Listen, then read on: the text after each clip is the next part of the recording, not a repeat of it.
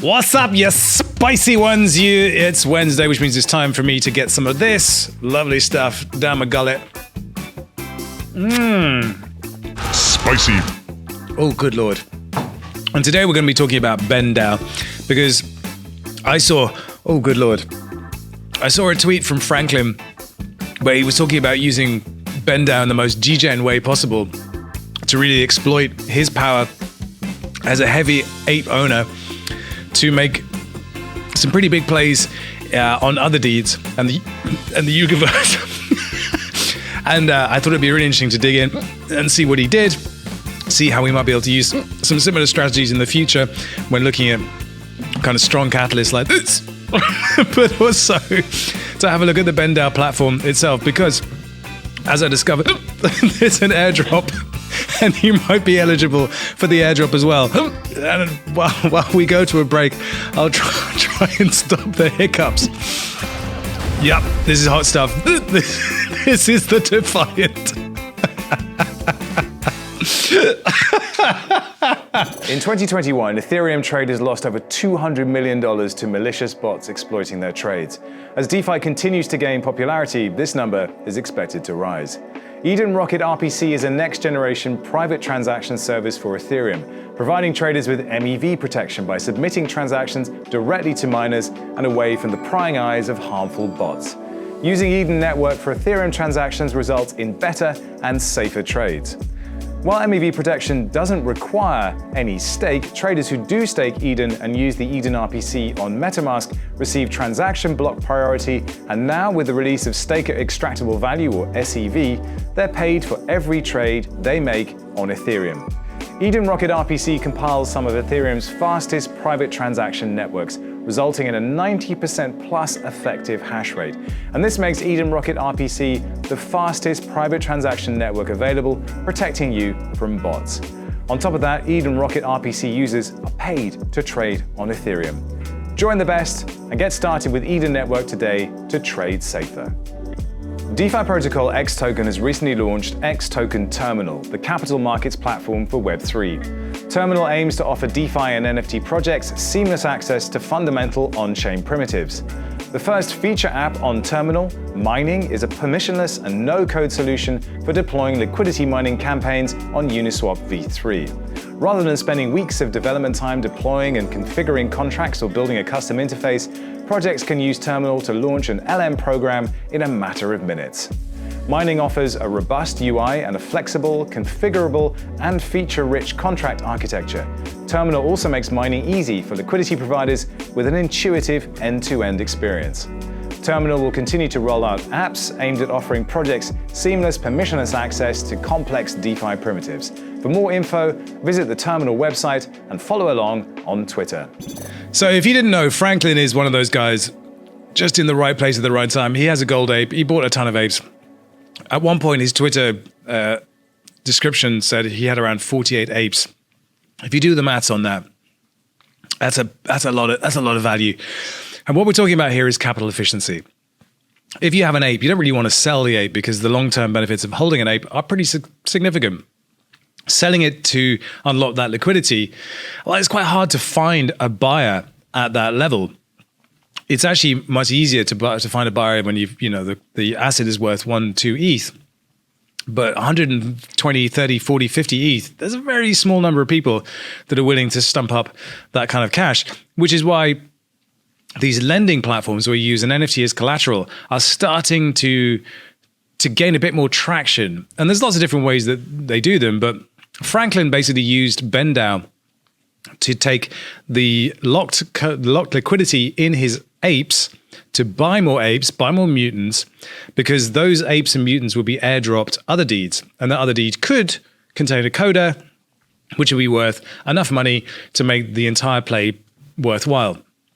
So that's exactly what he did. And he says he doesn't know how many apes he's going to end up with, but 31 apes, 24 more on loan, 7 mutants. He got 53 Bored Ape deeds, 7 Mutant Ape deeds, and 2 in the public. And he owes 1,450 ETH, which is not an insignificant amount of money. So here's what the NFT loan landscape looks like at the moment. We've done NFT Fi before. in that they match borrowers with lenders. So you put up collateral and say how much you want, set the terms, and then someone has to match that and they'll give you an offer.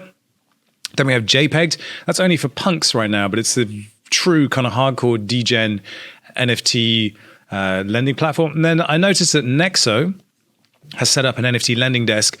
It's Bored Apes or CryptoPunks. You can borrow up to 20% of the value. So you can unlock some liquidity there, but it's a little bit limited. And as we'll see with BendDAO, it's a bit more than that. And there's a whole other kind of DeFi ecosystem that's been built around it. So you supply a blue chip NFT as collateral. You then borrow ETH. If the value of your collateral goes down significantly to put the loan at risk, you will have a 48-hour liquidation window. So it doesn't just liquidate like that. You have time to get your affairs in order and pay back the loan. There's also a mechanism that they built here, which is when you supply an NFT as collateral, it gets turned into a bound NFT. And that bound NFT has some particular properties, which means it's non-transferable.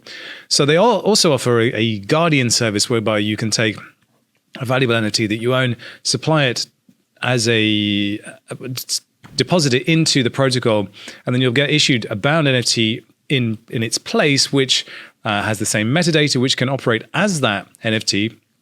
But it isn't actually the NFT, so it will work with your hexagonal Twitter profile, and it will allow you to also allow you to do things like claim airdrops and everything for that NFT, even though you don't actually have the NFT itself. So it's a kind of custodial guardian service. I have some questions about that. Don't quite know what it means if your wallet is hacked, for instance.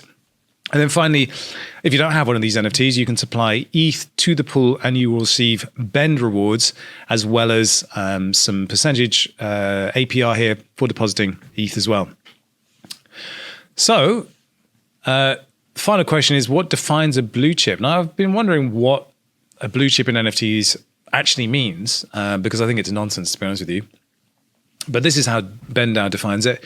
The floor price is over 10 ETH. The market cap is bigger than the floor price. The number of items is bigger than 5,000. The number of owners is bigger than 1,000. The all-time trading volume on OpenSea is more than 50,000. And the collection has been deployed for more than 30 days. You can kind of understand why these metrics are there. The number of owners being bigger than 1,000 is an interesting one. But the number of items being bigger than 5,000, that's really just looking at like what's the market for an item should everything go south. So you can see here we've got Bored Apes, we've got CryptoPunks, we've got Mutants, we've got Azukis, CloneX, and Doodles, and that's it. There are probably projects like, for instance, Proof and Moonbirds that will be eligible and probably voted on fairly soon, but that's a pretty small list and probably no surprise in there.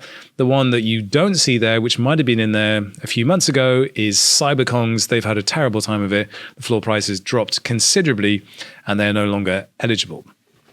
So let's take a look at the platform. So here we have BendDAO. We've got some statistics here. You can deposit ETH and the APR on that is 11.64%, although it's a little misleading because actually the ETH deposit itself is 5%. So your ETH will accumulate 5% APR. And then you'll get Bend rewards to the tune of 6.62%.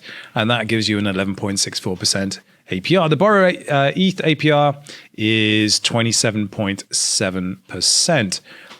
Positive. I know, right? What's that all about? So you get a negative 15%. So you can basically you need to pay 15% on the ETH borrow, but they're heavily incentivizing you to borrow by giving you these 43.34% Bend rewards as well. So Bend is the token of the platform. It's a governance token. I think they also have a vote escrow mechanism as well for boosting rewards. There's an airdrop, so you can switch to the airdrop and you can learn more about this airdrop. So the eligibility for it is OpenSea users who traded between Ethereum block, blah, blah, blah, on September the 5th and March the 5th. So if you were trading NFTs on OpenSea in that period, you probably will be eligible. And any users who held the blue chip NFTs on the March the 5th, which were CryptoPunks, Bored Apes, Mutants, Cool Cats, Doodles, CloneX, Azuki, World of Women, and Cyberkongs. There you go. See, they considered those blue chips, but they've kind of fallen off the list recently. So yes, those are eligible for the airdrop. And if you were borrowing or lending on NFTFi, you're eligible as well. So definitely worth checking that out. Let's have a quick look and see what the token price is today. I think it peaked at around 10 cents, if I remember correctly. And today it's under 4 cents, but there you go. Seems to be settling into a rhythm. It's probably going to plummet through here and hit this again, 2.5 cents. But, it's been up as high as 10 cents. If it can get back up there again, probably not a bad airdrop to pick up. It's not, a blue chip airdrop as we consider these things, but not bad. So let's go into the app. So let's do what Franklin did. So let's go to the borrow section. So here we can borrow against an asset that we would be supplying. So here's a Bored Ape. Floor price is 105. Wowzers. It was up at 150 just a few days ago. How things change, huh? And available to borrow is 42. So if you remember on Nexo, we get around 20%. Here we can get considerably more. So it's more like 40% on that. 40% collateral ratio, there you go. And there's available liquidity of 21,000 ETH. So this is the ETH that's available in the lending pool. So we go to the deposit tab. We can now deposit ETH in here. And we would be looking at this 5% APR. But of course, we'll also be getting those Bend rewards as well.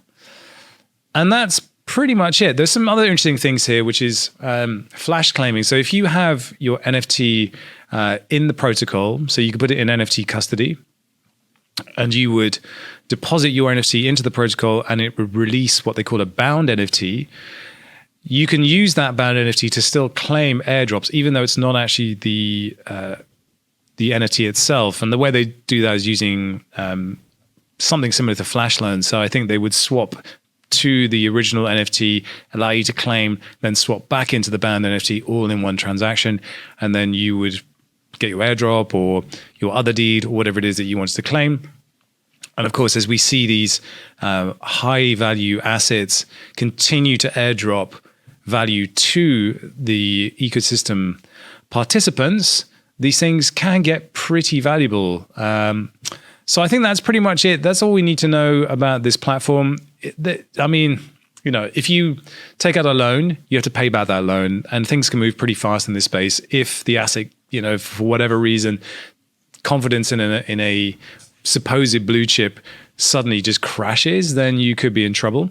But let's have a final look at what Franklin actually did. So Franklin's, by his own admission, is not probably the best trader in NFTs. When you get to the sort of size of whale in NFTs that Franklin is, then you kind of paint with a pretty broad brush. So these were some pretty Chad moves, but as he freely admits here, he said, I sold my dogs below 1 ETH, I sold my mutant serums at 5 to 7 ETH, I sold my ape claim at $8, and I'll probably also sell my other deeds too early. And actually here, as we know now, the other deeds took on a kind of lottery ticket status when they were pre-reveal. So people were betting on whether they would get a coda or not and buying accordingly.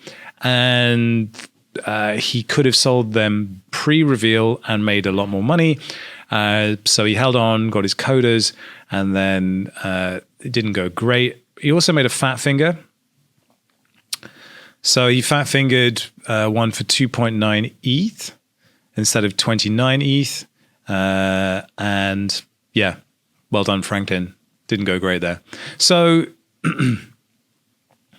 he's probably moving very, very quickly. And also, like, if you remember, Ethereum was completely broken at the time, and it was very difficult to push anything through. But here we have a land sale with a coda for 51.43 ETH after fees. So all in all, Franklin used his apes for capital efficiency to take out loans, which he would then have to pay back. And it looks like he managed to make enough in all of that, if he moved quickly enough to pay back the loans and come out with a very healthy profit. But when we look at these things, it's very easy to see how you could, for instance, in a collection where you have a lower ranked asset and a higher ranked asset, like Bored Apes and Mutants, you could take the Bored Ape and use it to acquire a mutant or maybe 2 mutants if you're lucky, and then reap the rewards of having those assets for the airdrop and then releasing them back into the wild when you're done paying back the loan, and off you go. It's risky, and that's why we're calling it a spicy one. But just working through these maneuvers and understanding what they did and how they did it and what they used to do it, the risk involved, we can learn a huge amount. And like I said, I feel like as we start to see more and more blue chips arrive on the horizon, the breadth and the liquidity available for you to exercise this kind of capital efficiency should become more secure, more interesting, and be able to do more with it, as long as you have your wits about you. That's always the thing. So that's it for today. That was hot and spicy stuff, as is our custom. I must now down more of this good stuff. I'll see you on the other side of it. Stay chilly, stay hot. It's a beautiful day. Peace!